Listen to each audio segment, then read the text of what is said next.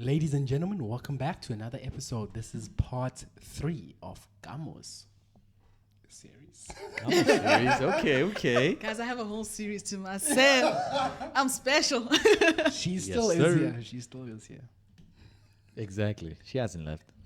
We're Not recording on so many different days. Wearing Yeah. the same clothes. Wearing the same Yeah. clothes because consistency is necessary. 100%. That's the only way you make it in this world, bro. Exactly. Me too. Consistency. Consistency beats intensity. You're welcome. You're welcome. But yeah, sorry to get so sidetracked, guys. Hey, I'm rumbling. But yeah, this episode is going to be like we mentioned at the end of the second episode. This episode is probably going to be the most interesting, the most fun one that we have in terms of like purely the discussion side of things, because all three of us have definitely dealt with this. Mm-hmm. We want to look at how the change in our environment has tested our chosen / current identity. Mm. So, to set the baseline for this discussion, we're talking about the uni experience, more so first year. Yeah. Okay. Yeah. How was it for you, Kamo? Whoa, guys. I walked into first year very confident. Okay. As you should. In myself. Like, very confident Oh. about who I am. Okay. Very confident about what I stand for. Mm-hmm. Very confident in general. Mm. And then, yo. I walked. It's when the yo's come in that you know it's deep, bruh. No, like, first year put me under a lot of pressure. It almost changed me and changed what I stood for. Wow. Like I said, the foundation was my family, Mm-hmm. and now my family's not here to keep me in check. Mm-hmm. Now I have free will, something I never really had. Like, my parents gave me freedom, but Comes at a cost, bro. Comes at a With cost. freedom comes great responsibility. exactly, I came to university thinking that I could continue being the person I was initially, right? Yeah. The person I was in high school, and then when I came here, I was exposed to a lot more of the world. Yeah. You know, alcohol, drugs are are the big thing here. Rampant. Hookup culture, It is a sickness very of the big highest in order. university. Can we address that shimmy, ladies and gentlemen? What was that? I'm sorry. Yeah, that was flashbacks. That's what that was. Yeah. Whoa. No. That's such. So, Q, should we be like? Yeah, what's going on, Q? No, nothing to worry about. So I had a choice whether or not I wanted to subscribe to that. Yeah. I had a choice whether or not I could leave who Kamo was and create this whole new person in university. I think, you know, going out being wild is what we're told we should do in youth. You know? Who's feeding these kids this nonsense? Movies!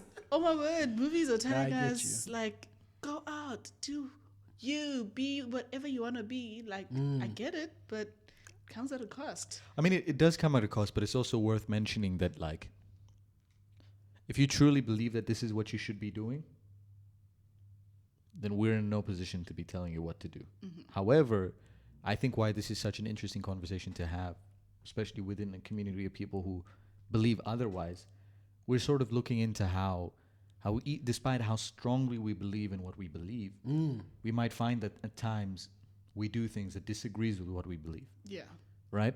And that's where I think the danger lies. Because it's like, if you genuinely believe it's fine for you to be doing what you do, then go ahead, right? You're living a congruent life.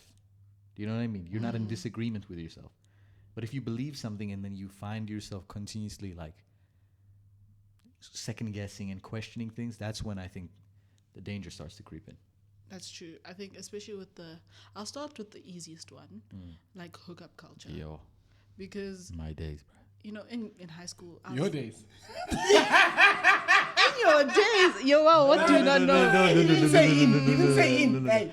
I said, oh, my days. Oh, okay. It's not in my days. I'm probably like, I am Christian, God-fearing. amen. Amen. I have Never. Hookup culture, like, I thought Not even I thought. When I got here, I quickly saw how. Not even I thought I saw, bro. Seeing is believing, brothers. I saw how quickly it is for anyone to just be with anyone here. Like in high school, there was some. Hey, I'm so glad you brought that up. Nah, Q's is different, guys. Q's problem started with hugging. Q's problem was why? I remember you went. Why is everyone just hugging each other? Why, like, from where I come from, you have to work for such a thing. Why is everyone so open to this? Yeah. Nah, Strangers, bro. People you've never met in your life. You just welcome them with open arms. I think it's not that deep, the hugging situation. No, I've But- gotten past it. yeah, Like, you- this yes, is the yes. old- This is the me. old, It's yeah, the yeah. old. But it's not to say I do it. I prefer a handshake. Yo, yeah. I You've prefer a limited handshake. to handshake. I don't limit it. I prefer. Okay. Okay. But yeah, as we were saying, Sorry. the hookup I'm culture. saying hookup culture, like you get here, you can be with anyone. Like you don't really have to try, bro. No requirement. There's no requirement. It's like, oh yeah, Open gates. That was- Everyone's you- just all over the you place. go out for the night, You guys come sound back like with someone. What? you guys look like you guys had opportunities. I don't know what's going on here. Oh no. No, let's be honest. We all had opportunities. We chose not to take them. Let's be honest. Okay, Kamo. She's Let's be eating, honest. dog. The food is there. You just chose not to eat. He said we all had opportunities. We all had opportunities. I ate at home. The confidence is what? We all had opportunities. Just by virtue of being in university. Yeah, there is that You air. can get. The fact that you're just there. You're just there. And it made me think, like, should I be looking for, like, a good partner? You know, you start to think of, oh my word, maybe I should let my standards go, or just take part in it every weekend, find a new person, and you quickly realize it's not gonna work. Sacrificing your standards to fit in, bro. That sacrificing. Another thing was sacrificing maybe my faith. I found myself wanting to hide my faith, not being as expressive about it. And then I realized, no, this does not feel right. Yeah. It does not feel like me. If you reject me in front of the world, I'll reject you in front of the Father, bro. Preach it. Especially when with university, there's so many things your faith contradicts to the life That's we so live true. here. Yeah. You're better So- staying in your room, bro. It's not safe out there. You better It stay ain't in- safe. Y'all be stay in safe your though. room, bro. Y'all be safe. Yeah. You realize everything is slightly. There's no innocence in anything anymore. Yeah. So yeah, I was tested, especially with like getting into the hookup culture, the party culture too. That Because one's- yeah. I'm all of like go out and have fun, but there's so many dangers. There's so many other things that come with it. You know, when you're not sober, you can easily fall into other traps. You know, you do things out of character. You just do a lot that isn't you. Yeah. Yeah. No, I get you. Exactly that whole. You do a lot that isn't you. Yeah.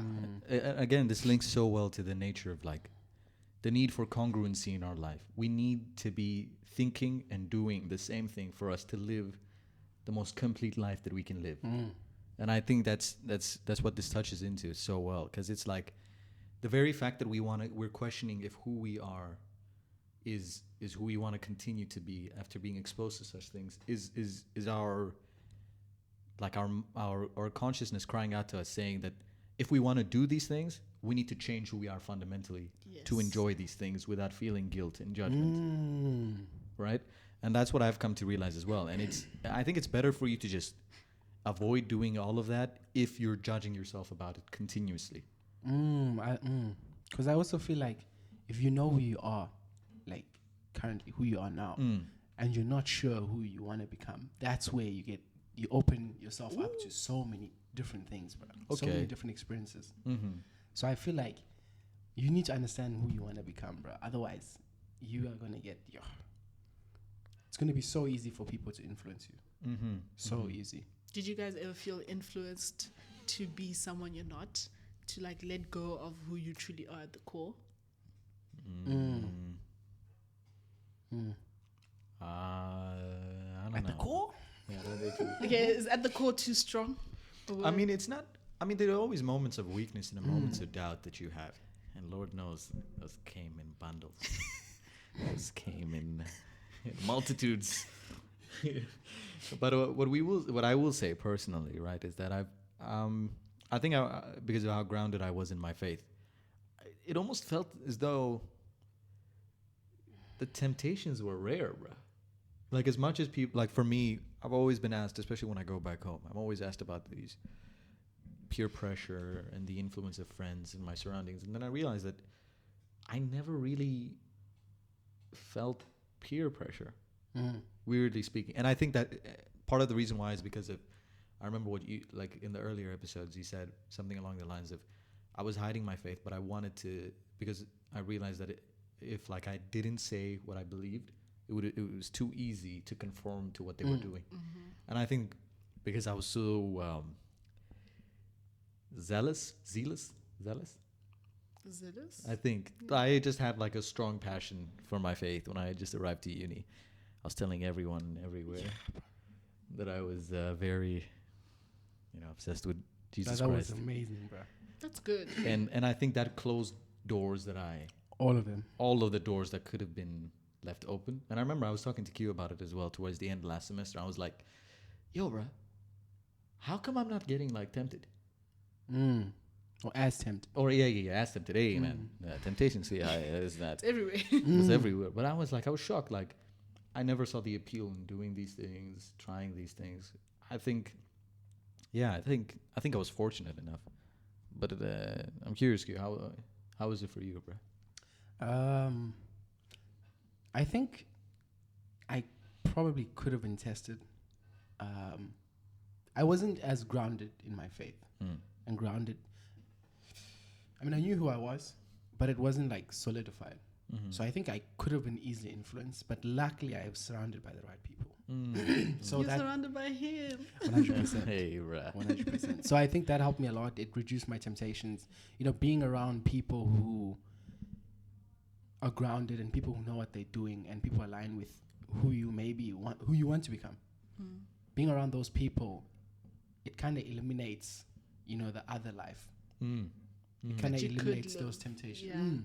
Yeah. Yeah. So I would really advise stick to people who are living the lifestyle you want to live. Yeah. Oh wow, that limits the testing. I think. I think that limits the testing that you go through, because the more you surround yourself with people who might disagree with the personality, the identity that you have at that moment in time, the more likely you are to change. And it adds, bro, on a daily basis. Imagine you're with those people on a daily basis. It's the small comments they make, the ones that you keep shrugging off, the ones that you keep ignoring, that are piling up. Yeah, they chip away at your armor slowly, right? You slowly get weakened. But like you mentioned the hookup culture, and you mentioned like the party life. Was there anything else that really you felt might have been testing you? Yes, academics did test me. Oh, okay. Oh, wait. And I know it's not necessarily. Yeah, no, I like how you mentioned that. Can you please? It tested me because remember how I said I used to put my value In academics, yeah. in academics, and last year I realized that I can't do that anymore. Okay. My academics are not who I am. Oh, so okay. We're getting our first fundamental shift in In identity. Okay, we like this. And it's something I've also been struggling with this year, especially. And at my church, like for the past 6 months, it's as if everything has been rooted in identity. Like, who are you? Okay. What are you rooted in? Okay. And realizing that I might not have the greatest foundation in terms of who I am and what I think I can achieve. Like, I changed. A lot was tested academically. Yeah, it really changed my mind. It changed who I thought I am. Yeah, who I am at the core. Yeah. Okay. So yeah, the academic stresses and the challenges, right? Do you think that maybe like, whenever you'd experience success academically, do you think that maybe that would like slowly pull you back into identifying with academics for your identity? Was it just you playing with yourself? Yeah, like I know that might not have come out in the best way, but I feel like I don't know. I feel like academics will always be important to me, regardless. But I do go through stages where I'm like, it's just to cope. I don't know. It might sound bad, but just to cope, I sometimes don't allow it to have so much, not control, to have so much value in my life. Sometimes I don't allow academics, but I do know deep down that it does have a place and would always have a place. Yes, academic validation is always gonna. Yeah, like I'm in school. I want to do well. I want to excel. But what I think shifted was that I'm not my academics. Okay. Versus okay. I still value my academics. So like I value my academics to work hard enough, but the test mark is not a reflection of who I am. So that's the main difference. And I think it's the best test I've had to go through. It's because my academics used to weigh me down a lot, and then once I could dissociate who I am, separated from that, and my academics, it gave me a lot of freedom. I think because that touches on with the other testing, the other things that the tested part, like the fundamental aspects of your identity. We mentioned the party lifestyle and the hookup culture. I think we're most tested on the most important parts of our academics. Important parts of our identity. Because, even from the earlier episodes and our conversations in the earlier episodes of the series, we talk about how important education has been in our lives growing up, and how important faith has been in our lives growing up. And we see that, I don't think it's a coincidence, but the ways we were most tested are specifically in those avenues. But the fact that we can, eventually learn important lessons and proceed from there, is a testament of our growth, and that, we realize that we're much more than maybe the situational, events that are taking place. However, I think especially with the discussion about the academics, I think it's more like underlying discussion to be had, because I don't think because what happens to that desire for academic validation once you leave uni? Does it turn into validation in the workplace? Like, what happens to it? Because if it's such a fundamental part of our life, how can it just disappear once we leave school? Do you think it's an education? Excuse me. Do you think it's an education thing, or a thing of intelligence, hard work, and all those other factors? I think it's really a combination of all those things, and I feel like that's when I've also realized that that you can find peace despite the actual grades you get, because now you're associating yourself with the fact that you can work hard, with the fact that you're continuing to increase your intelligence, and you're on this journey of growth, as opposed to just the results you get. So that's how I've been able to make peace with my desire for academic validation, because now I'm looking at all the metrics, like how many hours did I put into this, how well do I understand this, and then I also look at my test mark. I've sort of like branched out all the avenues by which I can more receive that validation. With the process. Exactly. Yeah. Oh, that is so important. Focus on the process. Yeah, no, that's also something I've implemented in my life, bro. Like the process. Like I don't even I'm not too phased by the marks, as you said. Like, as much as if the process is improving, I'm happy. If I can feel that, okay, this time I actually did things a lot better than how I did them last time, I'm happy. Yeah. Regardless. And if you keep improving on the process, the results are guaranteed, bro. Absolutely, man. Absolutely. But we've really taken a look into all the avenues in which we're tested. We've seen, the foundations of our identity begin to shake a little. Hopefully they remain robust, and hopefully they've remained, concrete. I think this brings an end to this episode and the discussion that we wanted to have here. Thanks for watching, and we'll see you guys on the next one when we begin to discuss purpose, what it means to us, how we approach finding it, and so much more. Thanks for watching, and Buff Babies for life on 3. 1, 2, 3. Buff Babies for life. Always.